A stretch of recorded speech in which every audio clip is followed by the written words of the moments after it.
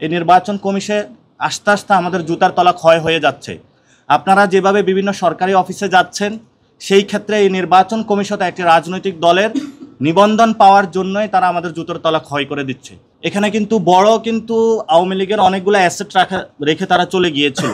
তো এই যে তারা এই গনিমতের মালগুলা রেখে গিয়েছিল, সেই গনিমতের মাল উপদেষ্টা, বিএনপি, জামাত সবাই এই গনিমতের মালগুলো ভাগ করে নিয়েছে। এবং এই রাষ্ট্রের বর্তমান যা অবস্থা, এই ইলেকশন কমিশনও তারা গনিমতের মাল হিসাবে ভাগ করেছে। আর্মি এক ভাগ নিয়েছে, বিএনপি এক ভাগ নিয়েছে, জামাত এক ভাগ নিয়েছে। যে চিঠির উত্তরটা দিয়েছি সেখানে আমাদের কয়েকটা দাবি আছে, সেটাতে 4টি দাবি আছে। আমি ক নাম্বার, নির্বাচন কমিশন অবিলম্বে লিখিতভাবে ব্যাখ্যা প্রদান করবে। প্রতীক অন্তর্ভুক্তি বা বাদ দেওয়ার ক্ষেত্রে কমিশনের বিদ্যমান নীতিমালা বা মানদণ্ড কী এবং কোন আইনি ভিত্তিতে শাপলা, সাদা শাপলা বা লাল শাপলা প্রতীককে বর্তমান তালিকা থেকে বাদ দেওয়া হয়েছে। খ, যদি এমন কোনো মানদণ্ড এখনও প্রণয়ন না করা হয়ে থাকে তবে নির্বাচন কমিশনকে তা অবিলম্বে প্রণয়ন ও প্রকাশ করতে হবে এবং সকল রাজনৈতিক দলের ক্ষেত্রে সমভাবে প্রয়োগ করতে হবে। গ, নির্বাচন কমিশন 2008 সালের বিধিমালায় ফরম 2 অনুসারে এনসিপির প্রার্থিত প্রতীকের নাম উল্লেখ করে বিজ্ঞপ্তি প্রকাশ করতে হবে। RICL TMX, যুগের পর যুগ স্থাপনা থাকে মজবুত। ঘ, কমিশন প্রতীক বরাদ্দের বিষয়ে যুক্তিসঙ্গত, স্বচ্ছ ও ন্যায়সঙ্গত সিদ্ধান্ত গ্রহণের মাধ্যমে তার সাংবিধানিক দায়বদ্ধতা প্রদর্শন করবে।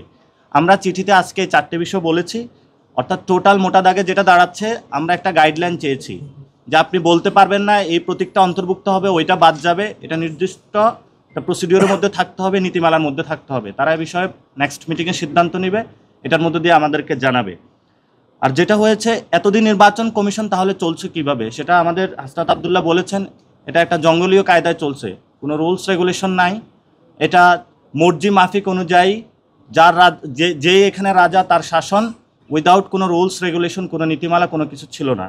তো আমাদের শুধু বারবার আমরা বলে আসছি, এই নির্বাচন কমিশন আস্তে আস্তে আমাদের জুতার তলা ক্ষয় হয়ে যাচ্ছে। আপনারা যেভাবে বিভিন্ন সরকারি অফিসে যাচ্ছেন, সেই ক্ষেত্রে এই নির্বাচন কমিশন একটি রাজনৈতিক দলের নিবন্ধন পাওয়ার জন্যই তারা আমাদের জুতোর তলা ক্ষয় করে দিচ্ছে।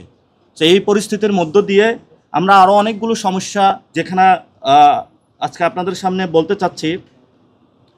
এই যে গণ অভ্যুত্থানটা হলো, এটা আপনারা একটু সবাই মনোযোগ দিয়ে একটু সময় নিয়ে শুনবেন যে আমাদের এই গণ অভ্যুত্থানটা যে হলো, এখানে কিন্তু আওয়ামী লীগের অনেকগুলো অ্যাসেট রেখে তারা চলে গিয়েছিল। এবং এই নির্বাচন কমিশনটা 15 বছর তারা নিজেদের মতন সাজিয়েছিল। তো এই যে তারা এই গনিমতের মালগুলা রেখে গিয়েছিল, সেই গনিমতের মাল উপদেষ্টা, বিএনপি, জামাত সবাই এই গনিমতের মালগুলো ভাগ করে নিয়েছে। এবং এই রাষ্ট্রের বর্তমান যা অবস্থা, এই ইলেকশন কমিশনও তারা গনিমতের মাল হিসাবে ভাগ করেছে। আর্মি এক ভাগ নিয়েছে, বিএনপি এক ভাগ নিয়েছে, জামাত এক ভাগ নিয়েছে। কিন্তু আমরা তো জনগণের একটা প্রতিষ্ঠান হিসাবে এই নির্বাচন কমিশনকে দেখতে চাই।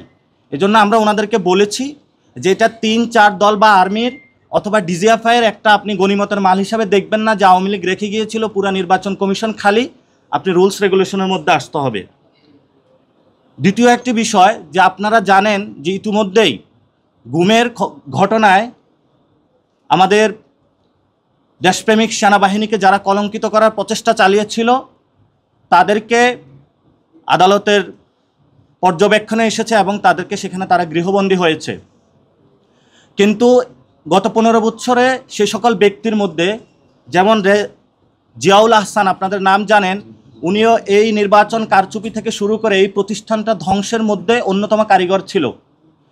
সেখানে তারও বিচারের কথা রয়েছে।